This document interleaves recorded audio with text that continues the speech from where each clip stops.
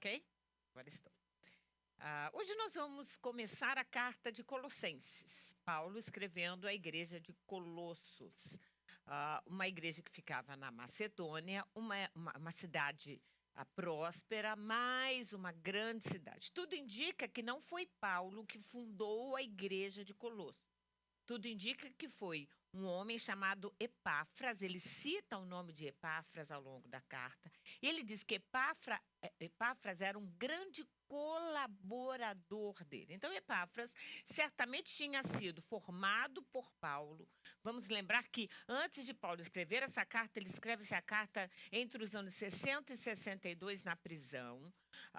E quando Paulo escreve essa carta, ele já havia passado alguns anos na cidade de Éfeso, cerca de 2 anos e meio em Éfeso, aonde foi fundado, vamos dizer assim, o primeiro seminário teológico daquela época. Porque Paulo fica 2 anos e meio em Éfeso e cerca de 2 anos, a Bíblia diz que ele se reunia numa escola e formava obreiros.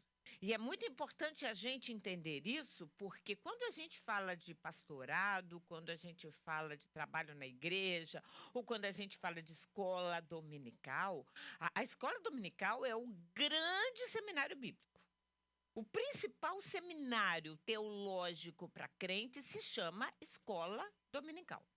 Quem não vem à escola dominical não aprende Bíblia. Mesmo que ouça alguém, ouça um podcast, hoje já é difícil a gente escolher a quem ouvir, por mais que às vezes se inscreva num seminário teológico, aonde quer que seja, vai aprender um monte de filosofias, um monte de coisas diferentes, e às vezes fica confundindo, achando que aquilo que alguém disse, que um filósofo disse, é aquilo que a Bíblia diz. Na verdade, quando a gente vem à escola dominical, quando a gente estuda a Bíblia, a gente passa a conhecer e a entender o que é realmente a vontade de Deus, o que é realmente que Deus quer para a gente. Então, a escola dominical, e eu frequento a escola dominical desde que nasci. Eu frequento quando eu nasci num lar evangélico, claro que de pequenininha eu ia, mas assim, as minhas primeiras lembranças da infância na igreja são na classe de escola dominical.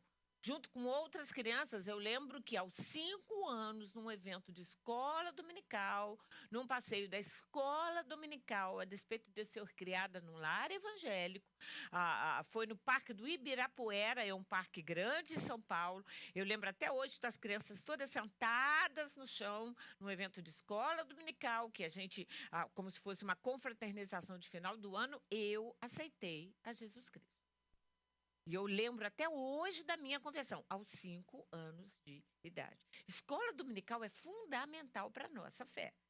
Então, Paulo havia formado homens, havia formado também mulheres, porque a gente vê depois a Febe, a Evódia, a gente vê uma série de mulheres que já conheciam o Evangelho. Quando a gente vai olhando e a gente vê que ele cita, por exemplo, Priscila, eram mulheres que trabalharam junto com seus maridos ou sozinhas, junto com Paulo. Lídia, que fundou a igreja na Europa, mulheres que aprenderam com os apóstolos, mulheres que frequentaram de alguma forma, e homens que frequentaram de alguma forma essas escolas, esses espaços, que liam as cartas que Paulo escrevia, porque hoje a gente tem todas elas compiladas na Bíblia. Naquela época não era assim.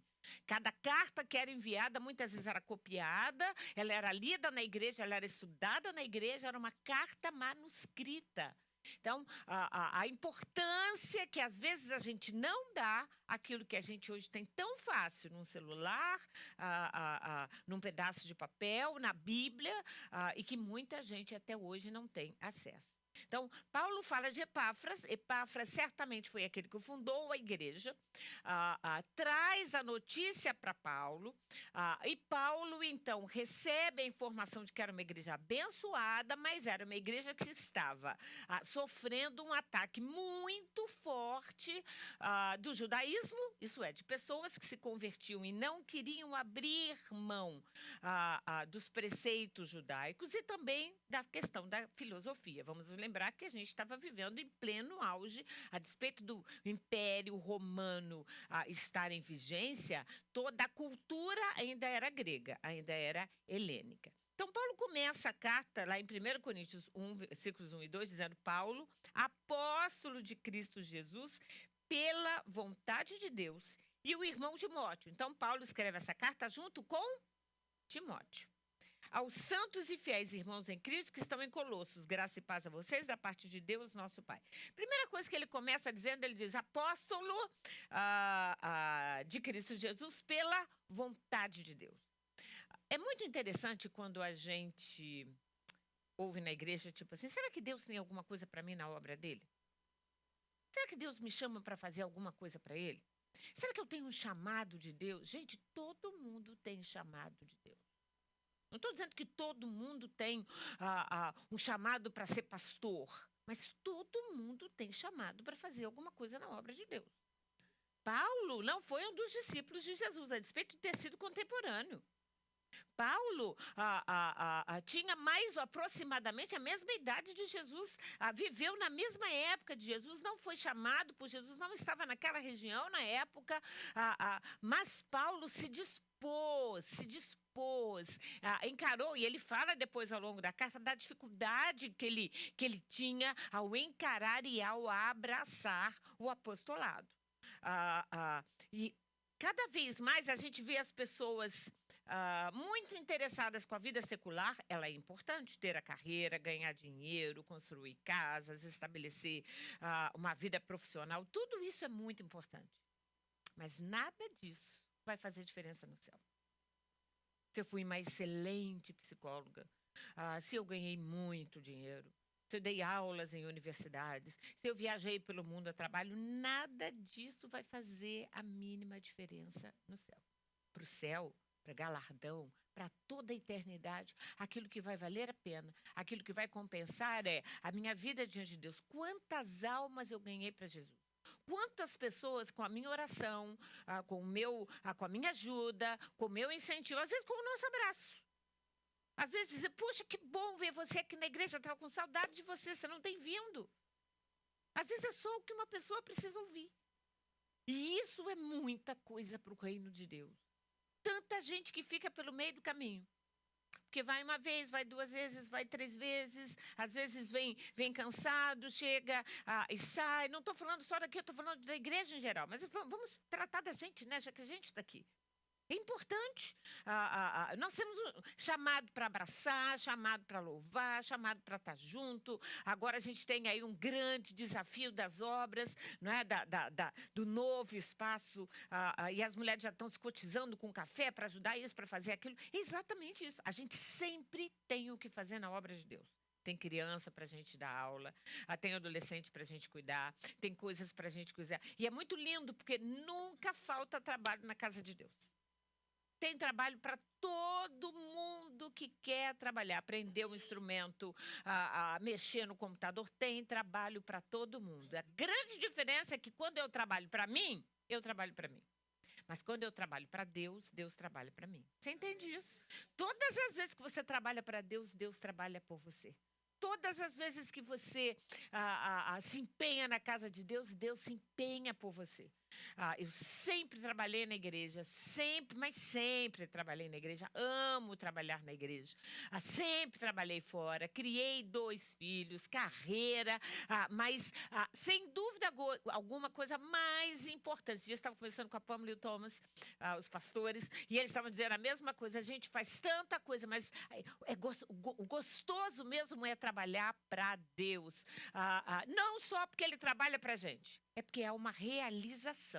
É tão gostoso, porque a gente sabe que está trabalhando e é a única coisa que vai contar por toda a eternidade. Por toda a eternidade. Quantidade de pessoas que eu já atendi em quase 40 anos de consultório é muita gente. Muita gente.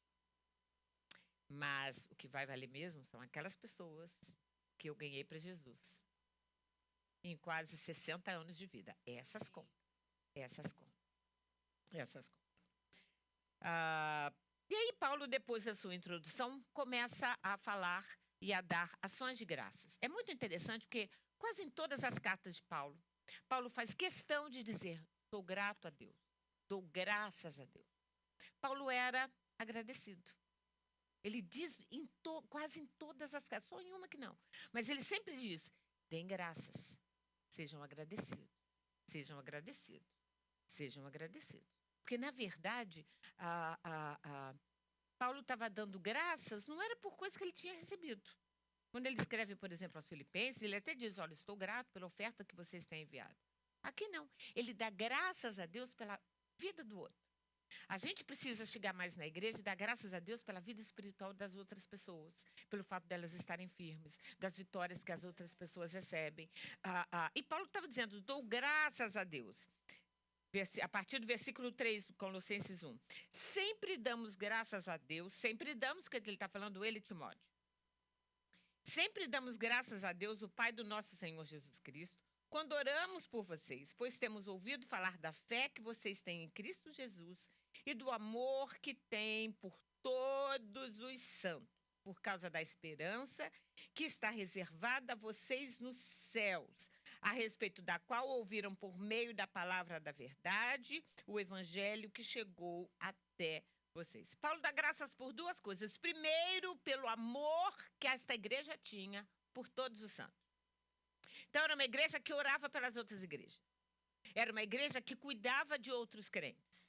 Então, ele diz: eu dou graças pelo amor que vocês têm por todos os santos e pela vida de vocês, nessa esperança que o evangelho traz. Se tem uma coisa que o evangelho traz pra gente, é a esperança. Hoje nós cantamos aqui: não importa se a gente estiver no meio da batalha, não importa se a gente estiver no meio da fornalha, há um outro em meio ao fogo. Isso é esperança. Cada vez que a gente canta uma música dessa, não falharás, tudo tu podes, o Senhor é fiel, isso traz esperança para o nosso coração. Evangelho fala de esperança. Eu sempre fico pensando como deve ser a vida das pessoas que não têm Deus, quando encaram uma situação difícil. Porque elas vão se segurar aonde? Cansei de ver isso ao longo da minha vida em consultório. Porque quando a gente tem Deus, tudo pode estar desabando ao nosso redor. Há uma esperança, há uma certeza, há uma convicção de que Deus é por nós, de que Ele vai fazer de novo, de que Ele já fez uma vez. Aí a gente se lembra das coisas que Ele fez. Aí a gente começa a ler na Bíblia o que Ele fez por A, por B, por C. A gente diz: Senhor, Deus é o mesmo, Deus não muda, Ele não falha, Ele é fiel, Ele é bom, Ele é justo. E cada vez que a gente repete, cada vez que a gente canta, essa esperança renasce e fortalece dentro da gente. A crente que se desvia é crente que vai perdendo a esperança, porque é a esperança que nos move. Quando a Bíblia fala, por exemplo, de Abraão, lá na carta aos Hebreus, a Bíblia diz: Abraão, contra toda a esperança, em esperança creu. Então, às vezes a gente vive situações assim, a gente olha e fala: não tenho no que esperar. Não dá para se segurar em nada, mas contra toda a esperança, em esperança nós cremos. Você pode dizer amém? Amém. Não importa o que o advogado possa dizer, não importa o que o médico possa dizer, a gente crê, porque a gente espera num Deus que não falha. A gente espera num Deus que é fiel. Mas ele diz o seguinte: este evangelho que vocês receberam está frutificando e crescendo por todo mundo, como também ocorre entre vocês, desde o dia em que vocês ouviram entender a graça de Deus em verdade. Não há como parar o crescimento do evangelho. Vários ditadores já tentaram fazer isso. O comunismo tentou fazer isso. O hinduísmo tenta fazer isso. A gente tem uma grande parte do Oriente Médio onde missionário não pode entrar. Existem lugares do mundo, por exemplo, como a Coreia, onde tem pessoas que não podem nem mesmo ter um aplicativo da Bíblia, porque senão são mortos em praça pública, com a família. O evangelho está sendo proibido em vários lugares. Mas ninguém consegue parar o evangelho. Porque quando o missionário não consegue entrar lá, quando uma pessoa que está ali não pode pregar o evangelho, anjos têm pregado. Tem sido muito lindo ver, não sei se vocês recebem isso, às vezes o testemunho de alguém que consegue sair dessa prisão, que consegue vir para o Ocidente ou consegue de alguma forma trazer o testemunho dizendo: eu comecei a buscar a Deus, eu comecei a perceber que no islamismo não tinha resposta, comecei a buscar, comecei a pedir se tem um Deus, fala comigo, e Deus falou, e Deus revelou, e Deus mostrou. E é lindo isso. E não precisa ir muito longe. Eu tenho testemunho muito lindo da minha sogra. A minha sogra era uma pessoa super católica, que não queria saber de evangelho. O Álvaro conta que perto da onde eles moravam sempre tinha um ar livre. Vocês sabem o que é ar livre? Aquele culto a público feito. E ela, quando começava a cantar, ela fechava todas as janelas e todas as portas, que ela não queria ouvir nada, colocava uma música alta para ninguém ouvir. Mas um dia, alguém falou para ela, muito rápido, foi o próprio irmão que tinha se convertido do evangelho. Ele era um irmão distante, que morava numa outra cidade, não tinha muito acesso. Ele falou muito rapidamente, no encontro rápido, porque ela nem foi criada com ele. Ela ouviu, aquilo tocou o coração dela, e naquela noite, ela teve um sonho. E ela, nesse sonho, um homem sentava do lado dela e explicou todo o plano da salvação para ela. E ela disse que no dia seguinte ela acordou. O marido dela, claro que não era crente, meu sogro demorou a aceitar Jesus, foram 23 anos para que ele se pudesse converter. Aí ela virou para ele e falou assim: essa noite eu nasci de novo. E ele olhou para ela e falou assim: você está maluca? Como assim nasceu? E ela disse que sonhou. E eu achava lindo quando ela contava isso. Ela entendeu, aquele anjo explicou para ela todo o plano da salvação que só Jesus Cristo. E ela acordou no dia seguinte, claro que ela tinha ouvido o irmão falar mas quem interpretou, clarificou, foi porque a sede dela por Deus era tão grande. Tão grande. Ela ficou 13 anos impossibilitada de ir na igreja, mas criou os 3 filhos ali, diante de Deus, 3 filhos pastores, 3 filhos na casa de Deus, porque ela tinha sede de Deus. Quando uma pessoa quer entender o evangelho, Deus se revela a essa pessoa. A Bíblia diz: se não falarem, as pedras vão falar. E é muito lindo a gente ver como é um evangelho que cresce, que frutifica. E ai de nós que podemos pregar e não pregamos. Tem muita gente que não pode pregar. Tem muita gente que tem que esconder a sua fé, senão morre, senão perde a vida, perde trabalho. E eu não estou falando só em países do Oriente. Nós, última vez que estivemos em Israel, nós conhecemos uma família, os 2 foram mandados embora do trabalho porque tinham aceitado a Jesus Cristo.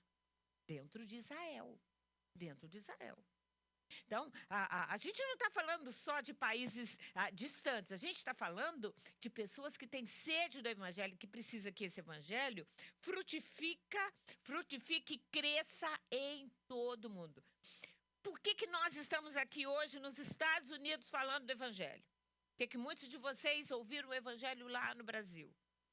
Porque é um que passa para o outro, que passa para o outro, que passa para o outro, que passa para o outro. E graças a Deus chegou até nós. Você pode dizer amém por isso? Graças a Deus chegou até nós.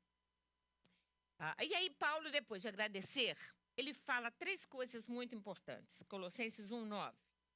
Ele diz assim: pedimos que sejam cheios do conhecimento da vontade de Deus, com toda a sabedoria e entendimento espiritual. 3 pilares importantes para o nosso crescimento. Primeira coisa que ele fala é conhecimento da vontade de Deus. Como é que eu adquiro conhecimento de qual é a vontade de Deus? Eu fico, Senhor, fala comigo, fala comigo, fala comigo, fala comigo. Palavra, leitura da Bíblia, escola dominical, pregação, culto. É assim que a gente adquire conhecimento. Não tem como crescer sem conhecimento. Antes crescer na graça e no conhecimento. Pedro fala exatamente isso, 1 Pedro. Antes crescer 1 Pedro 3. Antes crescer na graça e no conhecimento de nosso Senhor e Salvador, Jesus Cristo. Crente que não estuda a Bíblia não cresce. E se não cresce, não conhece, já era. É uma criança que vai para a escola e não assiste aula. Os outros vão passar de ano, os outros vão aprender, os outros vão se formar, vão ter uma profissão, e aquela criança que não quis conhecimento vai se perder. Conhecimento é um dom. Obter conhecimento é algo fundamental para a gente saber como agir. Como agir.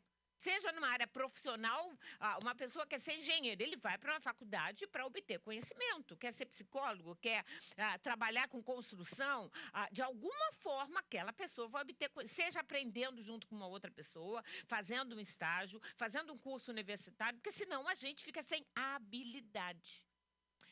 E para crescer em Deus, são necessárias algumas habilidades. Como é que a gente ora? A gente ora em nome de Jesus, como é que o Evangelho aponta para a gente o caminho, o que é pecado, o que não é pecado, como é que é Deus, como é que Deus age, como é que Deus faz, como é que numa situação eu sei qual é a vontade de Deus e não é a vontade de Deus. Por isso que diz aqui, conhecimento da vontade de Deus. A vontade de Deus está revelada na Bíblia Sagrada. Não está revelada através de profetada, não está revelada por uma pessoa que você não conhece, que um dia diz para vocês aqui, porque até na internet tem isso, uma palavra de Deus para você hoje. Que palavra de Deus? Quem disse que é palavra de Deus? Eu não conheço aquela pessoa. Palavra de Deus a gente lê na Bíblia, ou a gente vai receber de pastores, de pessoas que a gente conhece. Está claro isso? Então, conhecimento da vontade de Deus. Não é um conhecimento... porque hoje em dia tem gente que prega coisas que não são bíblicas. Conhecimento da vontade de Deus, que está expressa na Bíblia Sagrada. Então, ele fala, cheios do conhecimento da vontade de Deus, com toda a sabedoria. Quando a Bíblia fala da conhecimento da vontade de Deus, falando de Bíblia. E a Bíblia forma os nossos conceitos. A Bíblia é que gera os nossos valores. A Bíblia, quando diz para mim, filhos, honre o seu pai e a sua mãe, isso é um valor, isso é um princípio que a gente leva para o resto da vida. Quando a Bíblia diz que marido e mulher têm que viver em comunhão com o entendimento, isso é um princípio que vai reger um casamento. Quando a gente lê que mesmo quando você é empregado, você tem que obedecer e honrar o seu patrão, é um princípio bíblico, e é um princípio que a gente precisa obedecer. Cada vez que a gente vai conhecendo, quanto mais a gente vai conhecendo como se relacionar, como tratar o outro, porque a Bíblia fala sobre todas as coisas, sobre criar filhos, sobre trabalho, sobre relacionamento entre pessoas, a Bíblia fala sobre tudo. Quanto mais a gente conhece a Bíblia, mais sábio a gente se torna. Nem todo mundo tem a bênção de crescer com pessoas sábias. Tem gente que é sábio, que busca sabedoria. Com certeza você deve pensar, e quando eu falo da sabedoria aqui, eu estou falando de uma cognição lógica. Tem pessoas que são sábias, que são coerentes ao longo da vida. Mas tem gente que não é sábio. E isso independe da idade. Tem, às vezes, adolescentes de 14, 15, 16 anos que são sábios, que vão para a escola, que querem estudar, que querem ser alguém, que se esforçam, que estudam, que correm atrás. E tem adolescente que prefere droga, prefere bailinho, prefere um monte de coisas, que tem a oportunidade de vir à igreja, tem a oportunidade de conhecer a Bíblia e não quer seguir. Um é sábio e o outro não. A Bíblia diz, aquele que é sábio constrói a sua casa na rocha. E aquele que não é sábio constrói a sua casa na areia, fica balançando de um lado para o outro, ouve todo mundo, fala de todo mundo, escuta todo mundo e vai para onde a grande maioria vai, que é o inferno.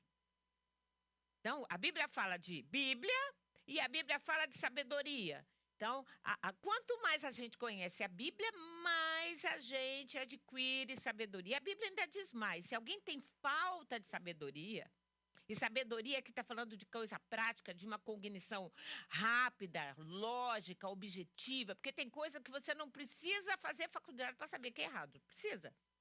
Não. Se você acha um dinheiro no chão, e esse dinheiro não é seu, você precisa fazer faculdade para decidir se você vai pegar esse dinheiro ou não? É uma questão lógica. Para algumas pessoas, é aquilo que aprendeu, coisas que vêm de casa. Mas a Bíblia diz assim, olha, se alguém tem falta de sabedoria, faz o quê? Peça a Deus. Então, a sabedoria é algo que a gente pede, Senhor, eu preciso de sabedoria para lidar com meu marido, para lidar com a minha esposa, para lidar com essa situação, para resolver essa questão no meio da minha família, para escolher uma carreira. Eu preciso de sabedoria para discernir, para escolher, para decidir. Então, fala de Bíblia, toda sabedoria e entendimento espiritual. Existem algumas coisas que a gente só consegue discernir espiritualmente. É muito interessante porque a lógica humana, ela é aplicável na nossa vida. Mas existem coisas que a lógica humana não cobre. Como é que a gente entende a Trindade? A gente só aceita. Há coisas que Deus diz pra gente com relação à direção na vida da gente, se você pensar muito, você não faz. Mas, quando você sabe que Deus é que está mandando fazer, você faz lá na frente, você entende. E esse discernimento espiritual, discernir espíritos, discernir pessoas, discernir situações, discernir quem é que serve ou não serve para ser meu amigo, discernir o que eu devo ou não devo fazer. Isso é algo que a gente precisa pedir a Deus. Além da sabedoria, é algo mais prático para lidar com as questões do dia a dia. Discernimento espiritual é para entender o que é espiritual. Existem, às vezes, algumas situações, às vezes até dirigindo o carro. Quantas vezes eu estou dirigindo o carro e às vezes você percebe um movimento na estrada, que você percebe, opa, tem alguma coisa esquisita nessa estrada. Tem alguma coisa esquisita. Tem alguma coisa esquisita hoje nesse espaço de trabalho. Aquela pessoa que trabalha comigo hoje chegou mais carregada, chegou mais pesada, chegou com mais treva. Discernimento. Discernimento. E aí a gente ora, e a gente para. Ou às vezes para discernir a gente mesmo. Estou precisando parar um pouquinho, estou precisando orar. Alguma coisa não está bem, a gente pressente que espiritualmente pode estar mais pesado ou pode estar mais leve. Vocês estão entendendo o que eu estou dizendo? Discernimento espiritual. A gente precisa buscar, Senhor, me dá discernimento. Me faz entender. E aí ele diz por quê? A partir do 10. Para que vivam de maneira digna do Senhor, agradando-lhe em tudo. É fácil agradar a Deus em tudo? Quem é que já decepcionou Deus algumas vezes? Agradar a Deus em tudo? Isso é muito difícil.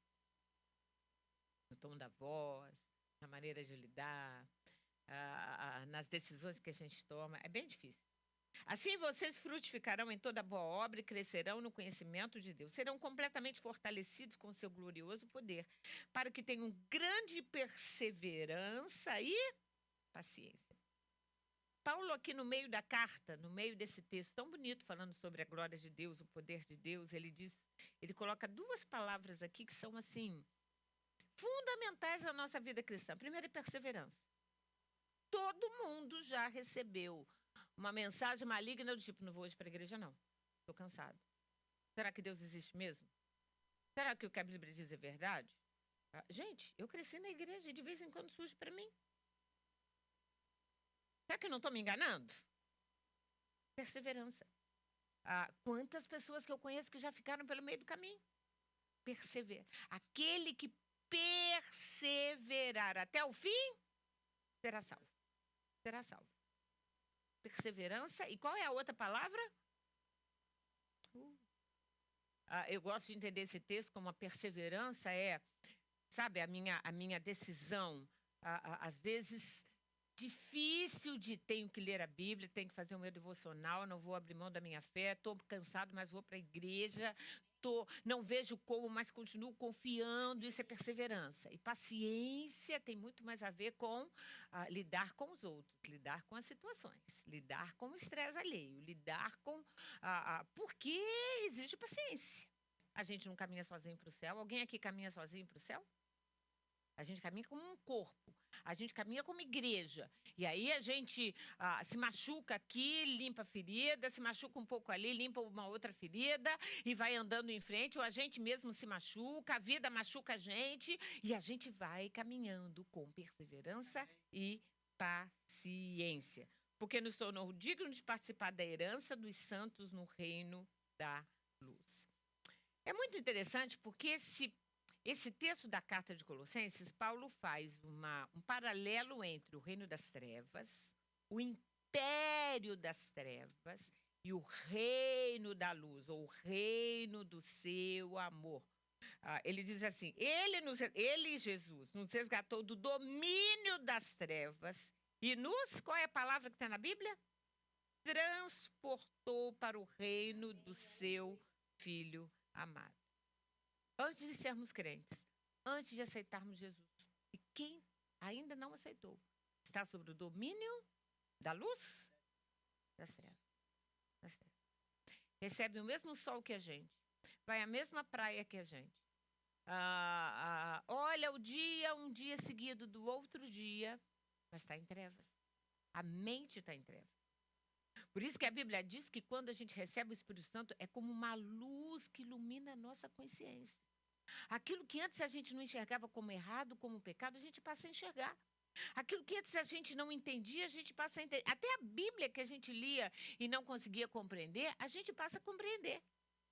Porque antes da salvação, todos nós vivíamos debaixo do império das trevas. Mas ele nos transporta. Então, eu gosto dessa palavra porque é exatamente essa visão de uma pessoa estar caminhando nas trevas, ela tem um contato com a luz. Jesus diz, eu sou a luz do mundo, quem me segue não andará em trevas, mas terá a luz da vida. João diz, ele era a luz e habitou no nosso meio. Nós vimos a luz que havia nele, lá na sua primeira carta, na carta de João. Então, na verdade, no Evangelho, quando a gente pensa nisso, literalmente nós estamos em trevas, e quando aceitamos Jesus, ele nos tira dali, assim, eu gosto dessa ideia de transportar para o reino do seu Filho amado, para o reino do Filho do seu amor, tem algumas outras traduções. Então, nós estamos escravizados e agora nós somos livres. Nós andávamos em trevas, agora nós andamos em luz. Antes nós estávamos debaixo de um domínio de trevas e agora nós fomos transportados para um reino de amor, num reino de luz. Amém? É muito linda essa percepção que ele faz. Mas aí Paulo começa a entrar no motivo real pelo qual ele escreve a carta. Ele escreve essa carta especialmente porque, tal como acontece hoje, a igreja de Colosso estava vivendo uma situação em que tudo estava muito parecido com Jesus. É o que a gente está vivendo hoje. Jesus é legal. Que bom, domingo eu vou na igreja e oro para Jesus, mas no sábado que vem eu vou fazer um passeio pela natureza, né? E aí eu vou fazer uma oração para a natureza. Né? Pede para o universo. Já ouviram isso? Gente, não tem nada pior. Esses dias eu estava vendo uma pessoa que, assim, sempre se diz evangélica, na realidade é uma pastora, dizendo, eu estava orando para Deus e para o universo. Falei, pronto, acabou. Uma pessoa que se diz pastora, está orando para o universo. O que uma cachoeira pode fazer por mim? O que um astro pode fazer pela gente? A criação. É o que Paulo escreveu aos Romanos. As pessoas estão adorando mais as coisas criadas por Deus do que adorando ao próprio Criador. Não é isso que as pessoas fazem quando adoram um sapo, quando adoram um boi, quando adoram uma imagem que foi fundida por mãos humanas. Adoram coisas criadas, feitas por mãos humanas, ou coisas que Deus criou. Eu lembro que nós recebemos há um tempo atrás um casal lá na igreja, e eles chegaram tão animados, nós somos crentes e crentes, tal, não sei o que, tal. E ele diz, olha, tem duas formas pelo qual eu recebo uma energia que vem de Deus, que é maravilhosa, não sei o que, tal. E eu falei, que bom, e como é? Quando ele falou energia, eu já botei um pezinho atrás, porque crente que começa a falar de energia, né, já tem alguma coisa estranha, já estou fugindo. E aí, quando ele falou que energiza a minha alma, que eu recebo uma energia muito boa, aí eu falei, e quais são as duas coisas? Aí, a primeira é quando vem para uma igreja como essa, nossa, que palavra maravilhosa, lavou meu coração, a minha mente, estou saindo daqui renovado, nossa, é como se eu tivesse leve e tal, não sei o que. Eu falei, isso eu entendi. Qual é a segunda? A segunda é um banho de cachoeira. Nossa, nada energiza mais do que um bom banho de cachoeira. Essa pessoa é crente? Não. Quando a gente começa a comparar o amor de Deus, a bondade de Deus, poder de Deus, a glória de Deus, a onisciência de Deus, com coisas criadas, com coisas humanas. Gente, não dá para comparar. Por isso que Paulo escreve essa carta. Porque esse era o grande nó que a filosofia trazia para as igrejas na época. E Paulo escreve, começa a falar sobre a supremacia de Jesus Cristo sobre todas as coisas. Nada se compara ao nosso Deus, nada, nada.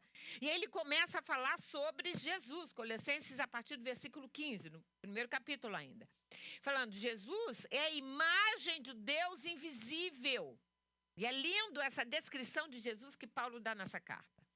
É a imagem de Deus invisível, o primogênito sobre toda a criação. Então, se você quer adorar alguma coisa, adora aquele que criou todas as coisas. Então, se é para adorar, vamos adorar a Deus. Não vai se adorar uma pedra, não vai se adorar uma imagem, não vai se adorar uma cachoeira. Não é disso que... Não vem nada. Tomar um bom banho de cachoeira pode ser muito refrescante. Mas aí dizer que é energizante, que vai acalmar, é muito assustador isso hoje. Hoje até cor tem isso. A famosa cromoterapia. Né? Pastora, a senhora talvez deva usar um pouco mais, sei lá, de amarelo. Amarelo vai trazer riqueza para a sua vida. Aonde que amarelo vai trazer riqueza? Aonde um cheirinho de lavanda vai trazer para mim paciência? Isso não existe. Claro que tem cheiros que um vai gostar mais, outro menos, e vai trazer uma alergia, ou vai agitar um pouco mais. Quem aqui tem a casa toda pintada de vermelho? Alguém tem uma casa toda pintada? O teto, imagina o teto todo pintado de vermelho. Todo dia você dorme olhando para aquele teto. É claro que vermelho é uma cor forte. Imagine se todas as árvores fossem vermelhas. Porque é uma cor mais pesada, mais forte. Né? O céu é azul, a água reflete o céu. É claro que as cores podem muito bem expressar para a gente uma alegria, um tom. Agora, dizer que se eu coloco vermelho, eu vou ter saúde. Se eu uso amarelo, eu vou ter dinheiro. Se eu coloco azul, eu vou ter um bom casamento. Isso não existe. Isso não é Bíblia. Eu estou trazendo composições ou trazendo adjetivos que pertencem só a quem dá vida, só quem dá paz, só quem dá saúde, só quem dá alegria é Deus. Para coisas que são efêmeras e passageiras, está claro isso? Então, por mais que a gente possa gostar mais de um cheiro ou de uma cor, e que as cores elas refletem por uma questão de percepção, mas não pela questão espiritual, ok? Então, tem gente que fala, não, eu tenho que comer, por exemplo, eu gosto de manga, você sabe que eu gosto de manga. Mas tem gente que diz que você tem que comer manga, porque manga, eu lembro de, trabalhei muito tempo com uma pessoa e cada fruta para ela trazia uma coisa diferente. Se uma pessoa está nervosa, dizer, você tem que comer manga, manga traz paz. Tem que comer isso, porque aquilo, como se a fruta, não é isso. Tem gente que, se a pessoa não gosta de manga, a manga não vai trazer paz para aquela pessoa. De repente, o caqui vai trazer. Então, é interessante como as pessoas pegam coisas criadas e colocam para elas propriedades que não têm a ver com Deus. É óbvio que os alimentos trazem propriedades físicas para o corpo diferentes. Tem alimentos que vão prender o intestino, tem alimentos que vão soltar o intestino, tem o leite que pode ser bom para um, mas não pode ser bom para o outro. Claro que tudo isso a gente compreende. Agora, associar que se você tomar leite, você vai virar mais espiritual do que se você tomar chamate ou erva doce, tem alguma coisa aí que está errada. Está claro isso? Então, a gente precisa... porque hoje em dia isso está tudo muito misturado na questão da espiritualidade. Tá? E nós não somos espiritualizados, nós somos espirituais. São coisas diferentes. Mas vamos lá. Por meio dele, de Jesus, todas as coisas foram criadas nos céus e na terra. As visíveis e as invisíveis. Quais são as coisas invisíveis que a gente não vê? Muito espiritual. Você vê paz? Você vê o amor? Você vê os anjos? Não. Tem muita coisa no mundo espiritual que é invisível, que a gente não vê, mas tudo foi criado através de Jesus. Sejam tronos, poderes, sejam soberanias, quer poderes, quer autoridades, todas as coisas foram criadas por ele e para ele. Se uma pessoa exerce um posto de autoridade ou de poder e literalmente não entende que o exercício dela, que a honra dela de ter autoridade, seja no trabalho, seja no governo, seja num posto público, se ela não consegue entender e dar a honra que cabe a Deus, ou pelo contrário, produz leis contra Deus, essa pessoa vai sofrer sérias consequências, porque toda autoridade, todo poder foi dado, foi criado para Deus, por Jesus, a Jesus. Está claro isso? E quando a gente olha hoje para os poderes e autoridades do mundo, é difícil. É difícil. O que as pessoas querem hoje quando chegam no posto de poder e autoridade? Honra pessoal, dinheiro, fama, poder. É o poder pelo poder e a autoridade pela autoridade. Mas toda a autoridade pertence a Deus. Ele é antes de todas as coisas e por meio dele, Jesus, tudo subsiste.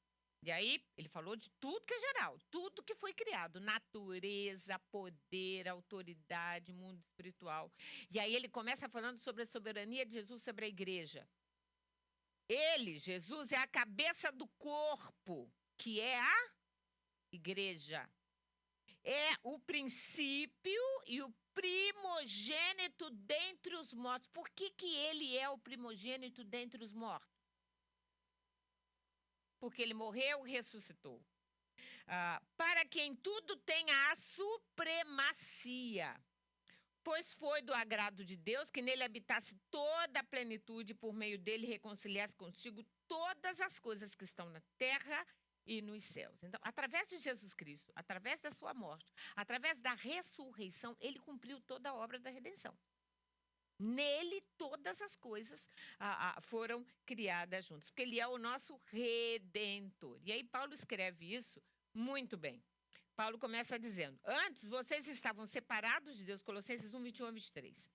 Antes, vocês estavam separados de Deus e eram inimigos dele por causa da disposição interior e do mau procedimento de vocês. Então, ele está dizendo, antes de se converterem, vocês estavam separados de Deus, afastados de Deus, eram inimigos de Deus. Quem não é crente é inimigo de Deus. Ser inimigo de Deus dá para ser o nosso melhor amigo? Ser inimigo de Deus. Como é que você quer ter Deus como seu amigo se o seu melhor amigo é inimigo de Deus? É aquela pessoa que fala mal da igreja. É aquela pessoa que detona o evangelho. É aquela pessoa que está o tempo todo tentando destruir a sua fé. Não tem como andar junto. É luz e trevas. Contudo, agora ele os reconciliou no corpo físico de Cristo por meio da morte, para apresentá-los diante dele santos, sem culpa e livres de toda acusação. Se tem uma coisa linda na carta aos Colossenses, é que Paulo deixa claro o seguinte, antes da nossa conversão, todos nós éramos inimigos de Deus. Estávamos separados dele. E ele vai falar ainda mais, ele vai falar o seguinte, que nós tínhamos uma carta de dívida que foi paga na cruz do Calvário. Então, a redenção, o sangue de Jesus Cristo foi o preço pago pela nossa redenção. E o Redentor era aquele que ia lá e pagava, que redimia a culpa do outro, que pagava o preço da culpa de uma outra pessoa. E foi exatamente isso que Jesus Cristo fez na cruz do Calvário, que se eu morresse, o meu sangue não ia conseguir pagar o preço pelos meus pecados. Está claro isso? Ninguém, nenhum de nós, só ele. Por isso que a carta deixa muito claro que pelo seu corpo, isso é através da sua morte, do seu sofrimento na cruz do Calvário. Ele pagou pelo nosso pecado. Ele cumpriu, é como se ele tivesse assumido a nossa dívida. E aí, ele abre a porta para que a gente se torne, de novo, amigo de Deus. Para que a gente se reconcilie com Deus. Aí, Paulo começa a falar, a partir do 24, do sofrimento, do esforço e do chamado pastoral. Ele começa dizendo, agora eu me alegro nos meus sofrimentos por vocês e completo no meu corpo o que resta das aflições de Cristo em favor do seu corpo, que é a igreja. Ele está dizendo o seguinte, olha, eu sofro eu advirto, eu me esforço, porque ele sabia o seguinte: chamado pastoral, chamado ministerial, implica em esforço e sofrimento. Esforço contínuo e sofrimento. Sofrimento. Lidar com o mundo espiritual não é algo simples. Esforço e eu não estou falando só dentro do espaço da igreja. Manter a nossa casa firme diante de Deus, esforço e sofrimento. É lágrima, é chorar pelos filhos, é chorar por maridos, é chorar pela vida espiritual, chorar pela nossa vida e pedir a Deus misericórdia o tempo inteiro. Esforço e sofrimento, esforço e sofrimento. Ele começa Colossenses 2, quero que vocês saibam o quanto estou lutando por vocês. Ele ainda fala de Laodiceia. Estou lutando por vocês, pela causa de vocês. Eu esforço para que vocês sejam comprometidos. E, por fim, ele entra no capítulo 2, nas advertências. Ele começa dizendo: em Jesus Cristo estão escondidos todos os tesouros da sabedoria e do conhecimento. E Colossenses 2, de 6 a 10, ele diz assim: portanto, como vocês receberam Cristo Jesus o Senhor, continuem a viver nele, enraizados e edificados nele, firmados na fé como foram ensinados, transbordando de gratidão. Tenham cuidado para que ninguém os escravize por meio de filosofias inúteis e enganosas. E é exatamente isso que a gente tem vivido. Desde aquela época, Paulo já vem dizendo: cuidado, cuidado, vocês estão livres. Vocês estão livres. Não se escravizem de novo debaixo de filosofias inúteis e enganosas. E não pensem vocês que todas elas são difíceis. As filosofias inúteis podem até dizer o seguinte: não precisa tudo isso. Deus não pede tudo isso. Por que você precisa estar sempre na igreja? Por que você precisa se vestir assim? Por que você precisa andar dessa forma? Por que você não precisa, não precisa, não precisa. E tem muita gente sendo escravizada por reteté. Tem muita gente sendo escravizada por profetada. Tem muita gente sendo escravizada por teorias hoje do tipo: Deus não pede tudo isso. No final, até Satanás vai ser salvo. Não precisa ter esforço. Filosofias enganosas que estão destruindo e levando muita gente embora. Gente que fala que é crente, quando você olha para a vida, você vê que não é. Quando você olha para o comportamento, você vê que não é. Quando você olha para as atitudes, você vê que não é.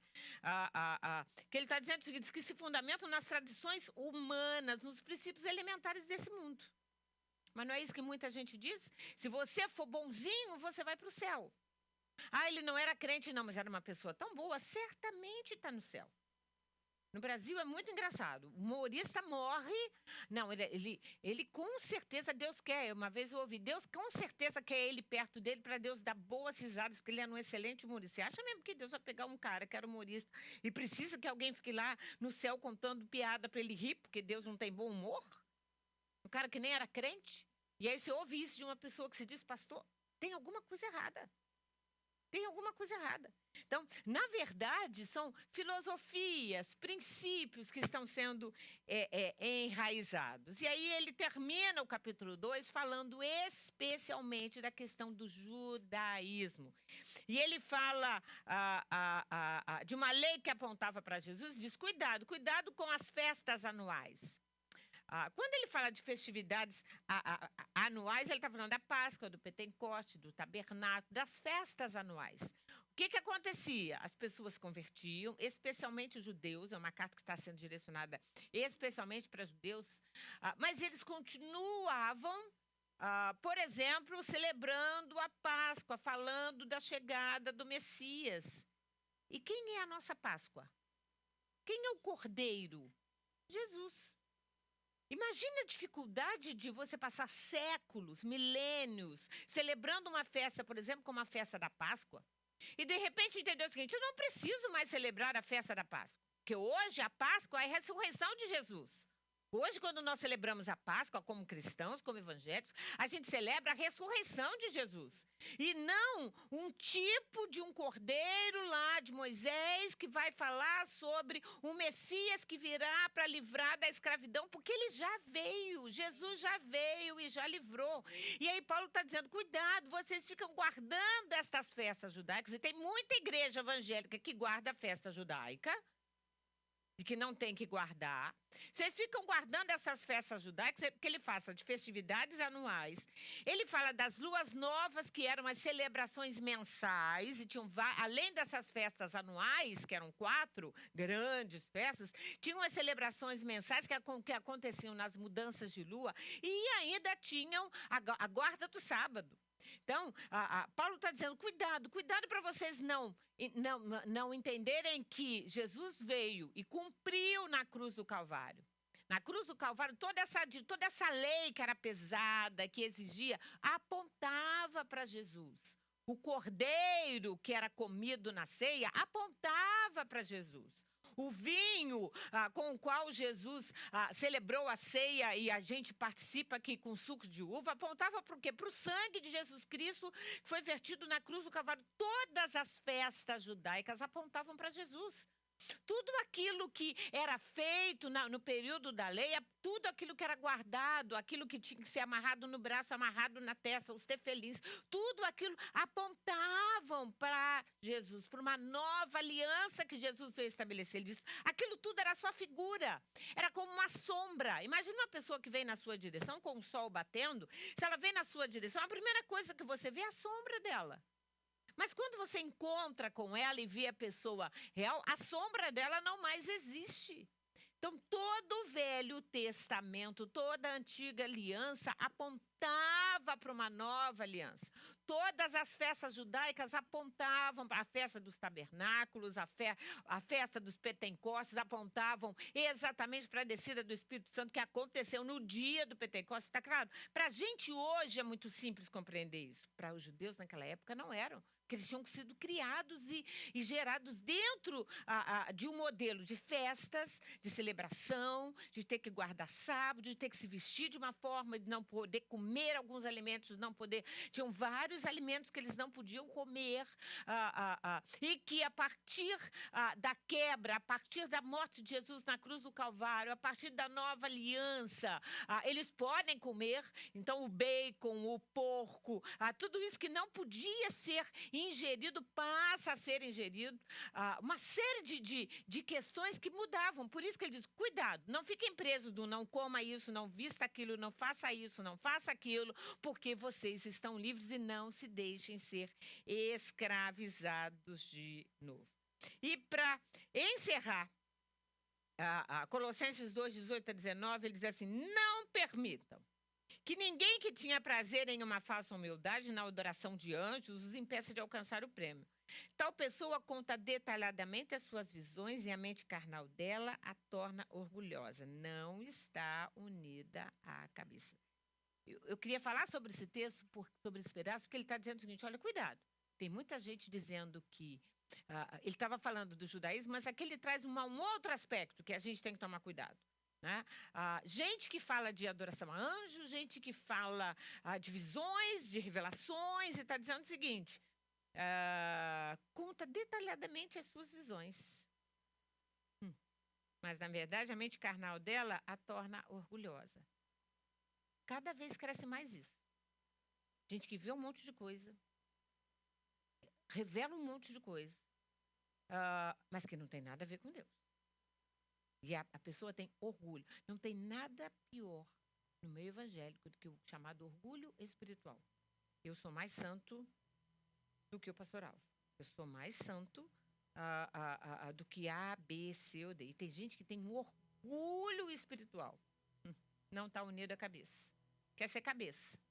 E na igreja existe a hierarquia, existem as regras, existem, porque na realidade nós somos um corpo que se reúne, que precisa de regras, que tem hierarquia, mas a gente precisa saber que o cabeça é sempre Cristo, amém?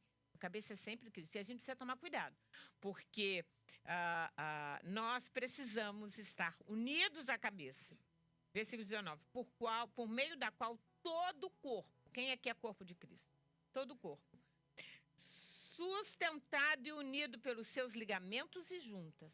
Isso é, pelo nosso amor, pela nossa fé, um ajudando o outro a seguir ao céu, se desenvolve com o crescimento dado por Deus. Igreja é para crescer. Igreja só cresce quando está unida. Igreja só cresce quando um ajuda o outro. Igreja só cresce quando um ora pelo outro, um apoia o outro. E a gente trabalha, nós trabalhamos para Deus pela igreja. Nós trabalhamos para Deus, nós damos a nossa vida para Deus, nós nos esforçamos por Deus, mas na verdade é em prol de uma igreja, em prol de um crescimento de um corpo que junto, unido, trabalhando junto, vai chegar aos céus. Amém? Que Deus nos abençoe em nome de Jesus. Amém? Pai querido, muito obrigado. Obrigado pela oportunidade de compreendermos a Tua palavra. Ensina-nos, ó Pai. Ó Senhor eterno, a não sermos escravizados por filosofias, por doutrinas, por heresias, por pessoas que dizem, ó Pai, que são usadas por Ti e que não são, por tantas coisas, ó Deus, que temos visto e assistido, Senhor, no meio dito evangélico. Guarda-nos, ó Pai. Dá-nos sempre, ó Deus, o conhecimento da Tua palavra, o discernimento espiritual, o entendimento que vem do estudo, ó Senhor, como fizemos hoje da Tua palavra, daquilo que o Senhor nos revela. Guarda a nossa fé, a nossa mente, a nossa cognição. Dá-nos sempre a sabedoria que vem do alto, o discernimento espiritual para discernir todas as coisas e pessoas, ó Pai. Ajuda-nos, ó Pai, a como corpo, ó Deus, sermos unidos, ó Pai, trabalharmos juntos para um prol do crescimento da Tua casa, da Tua obra e do Teu reino. É o que nós oramos no nome de Jesus. E no nome de Jesus nós dizemos amém. Que a graça do nosso Senhor Jesus Cristo, o amor de Deus, o nosso Pai, e as doces consolações do Espírito Santo sejam sobre a nossa vida. No nome de Jesus nós dizemos amém. Deus nos abençoe em nome de Jesus.